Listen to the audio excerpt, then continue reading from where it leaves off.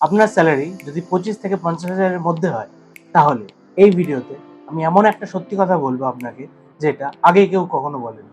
ইন্ডিয়াতে এরকম হাজার হাজার মানুষ আছে যাদের মান্থলি স্যালারি 1 লাখ টাকার উপরে, বাট মাস শেষ হতে হতে তাদের অ্যাকাউন্টও কিন্তু খালি হয়ে যায়। উল্টো দিকে এমনও লোকজন রয়েছে যাদের স্যালারি কখনো এক্সট্রা অর্ডিনারি ছিল না, কিন্তু তারা আজ কোটিপতি হয়ে গেছে। কিভাবে সম্ভব? ক্রিপ্টো, লটারি, বনেদি ফ্যামিলি? না, কোনোটাই না। এই ভিডিওটা শেষ হতে হতে আপনি বুঝতে পারবেন যে আপনার স্যালারির সাথে আপনার কোটিপতি হওয়ার একটা ডিরেক্ট রিলেশনশিপ আছে। কিন্তু স্যালারির সাইজ থেকে আপনার যে মাইন্ডসেট আর যে সিস্টেমে আপনি সেটাকে খরচা করছেন, সেটার সাথে আরো বেশি গভীর রিলেশনশিপ। চলুন আজকে অরিজিতের গল্পটা শুনে নিই। অরিজিৎ কলকাতার একটা নর্মাল কোম্পানিতে কাজ করে। তার মাসের স্যালারি 32,000 টাকা।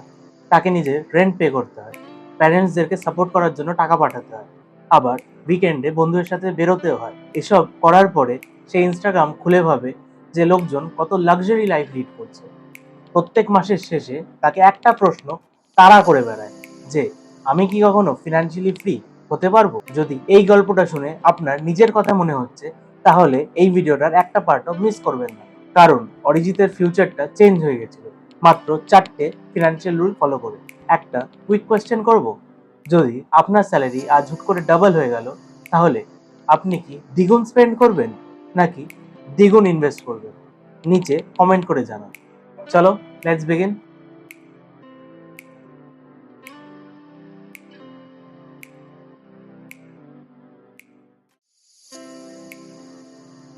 অরিজিতের ফার্স্ট রিয়েলাইজেশন ছিল যে প্রবলেমটা তার ইনকামের না, প্রবলেমটা লিকেজের। আমাদের ফিনান্স লাইফটাও কিন্তু অনেকটা একই রকম।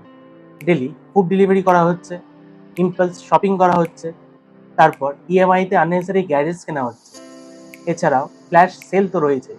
আর এগুলোতেই কিছু কিছু করে টাকা আমাদের বেরিয়ে যাচ্ছে। আপনি ধরুন প্রত্যেক দিন 200 টাকা উল্টোপাল্টা খরচা করে ফেলছেন। এই ব্যাপারটাই যদি আমরা বড় স্কেলে দেখি, তাহলে এক বছরে আপনি 73,000 টাকা খরচ করে ফেলছেন। আর যদি 10 বছরে ক্যালকুলেট করি, তাহলে গত 10 বছরে আপনি 7 লাখ টাকা খরচ করে ফেলেছেন। একবার ভেবে দেখুন, আপনি হয়তো ফিউচারে এই ছোট ছোট খরচগুলো থেকে কাঁদবেন। তাই তখন কাঁদা থেকে বেটার এখন নিজেকে শুধরে নেওয়া। এমন না যে আমি বলছি আপনি বন্ধুদের সাথে চা খেতে যাবেন না, কিংবা কিপটেমি করুন। ফ্রুগালিটি মানে কিন্তু কিপটেমি করা কিংবা নিজেকে পানিশমেন্ট দেওয়া না। ফ্রুগালিটি মানে আপনার প্রত্যেকটা টাকা এমনভাবে খরচা করা যেন সেগুলো একটা মিশনে গেছে। আবার সেভ করা টাকাগুলো যদি আপনি ম্যাট্রেসের নিচে রেখে দেন, তাহলেও কিন্তু আপনি কোটিপতি হয়ে যাবেন না। তাই নেক্সট স্টেপটা কিন্তু আপনার গেম চেঞ্জিং হতে পারে। চলুন শুনে নিন।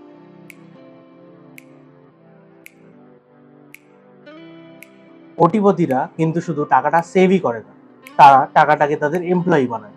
ধরুন আপনি অফিসে কাজ করছেন, তখন আপনার টাকাটাও কিন্তু কাজ করছে। আপনি যখন ঘুমাচ্ছেন তখনও কিন্তু আপনার টাকাটা কাজ করছে।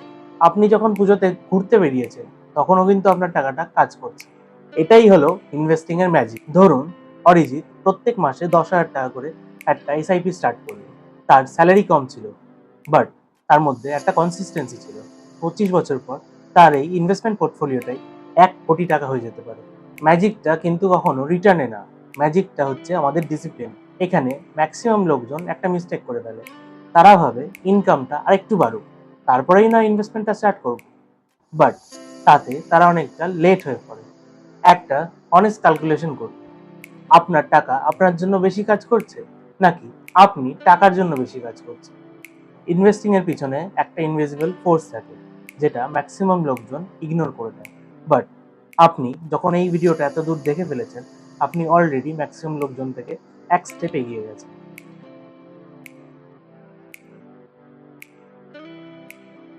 ইমাজিন করুন দুজন মানুষ, রাহুল আর সৌরভ। রাহুল ইনভেস্ট করলো 25 বছর বয়স থেকে, আর সৌরভ ইনভেস্টমেন্ট স্টার্ট করলো 35 বছর বয়স থেকে। দুজনের ইনভেস্টমেন্ট সেম প্রত্যেক বছরে, তাদের ডিসিপ্লিনও সেম, এমনকি তাদের রিটার্নও সেম। রিটায়ারমেন্টের সময় রাহুলের ইনভেস্টমেন্ট পোর্টফোলিওটা সৌরভের থেকে অনেকটা বেশি। কেন? যত বেশি টাইম তত বেশি কম্পাউন্ডিং এফেক্ট। এটাই হচ্ছে গুরুমন্ত্র। 10 বছর লেট স্টার্ট করা মানে কিন্তু শুধু 10 বছর হারানো না, তার মানে 40 থেকে 50 লাখ যেটা কম্পাউন্ড ইফেক্ট দিয়ে হতে পারতো, সেই টাকাটা হারানো। একটা স্কেয়ারি ফ্যাক্ট শুনবেন, যেটা কিন্তু 100% সত্যি। ইনভেস্টমেন্টের জন্য বেস্ট টাইম ছিল 10 বছর আগে, আর সেকেন্ড বেস্ট টাইমটা আজকে। এখনো পর্যন্ত অরিজিৎ সেভ করেছে, ইনভেস্ট করেছে, টাইমকে ইউটিলাইজ করেছে, বাট এখনো একটা স্টেপ বাকি আছে। চলুন দেখে নিই।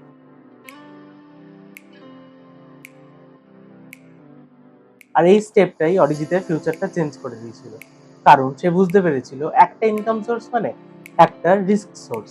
যদি আপনার স্যালারি সব হয়, তাহলে একটা জব লস মানে আপনার কিন্তু ফিনান্সিয়াল এমার্জেন্সি। যদি স্যালারির সাথে সাথে আপনার ফ্রিল্যান্সিং থেকেও টাকা আসে, আপনার যে স্টকগুলো রয়েছে তার ডিভিডেন্ড থেকে টাকা আসে, আপনি যে কন্টেন্ট ক্রিয়েশন করেন তার থেকে টাকা আসে, আপনার যে সাইড বিজনেস আছে তার থেকে টাকা আসে, আপনি হয়তো কনসাল্টিং করেন তার থেকে টাকা আসে, তাহলে কিন্তু গেমটা চেঞ্জ হয়ে যায়। চেয়ারের একটা পায়া থাকলো তখনই কি তুমি চেয়ারটার উপর বসে পড়ো, নাকি চেয়ারের যখন 4টে পায়া হলো তখনই চেয়ারটা স্টেবল হয়? ফিনান্সিয়াল লাইফও কিন্তু সেম। এটার মানে আবার এই নয় যে তুমি কালকে থেকে একটা স্টার্ট আপ লঞ্চ করো আর তার জন্য শার্ক ট্যাঙ্কে ফান্ডিং নিতে চলে যাও। ভিডিওর শুরুতে আমি বলেছিলাম কোটিপতি হওয়ার সিক্রেটটা কিন্তু আপনার স্যালারি না। চলুন এবার সিক্রেটটা বলি। কোটিপতিরা প্রথমে নিজের ফিউচারের জন্য পে করে, আর তারপর যেটা বাঁচে সেটা দিয়ে তারা স্পেন্ড করে। আজ থেকে 15 বছর পর আপনার দুটো ভার্সন হতে পারে। প্রথম ভার্সন বলবে, হয়তো সেদিন ইনভেস্টমেন্টটা যদি স্টার্ট করতাম তাহলে আজ আমার ফিউচারটা ভালো হতো।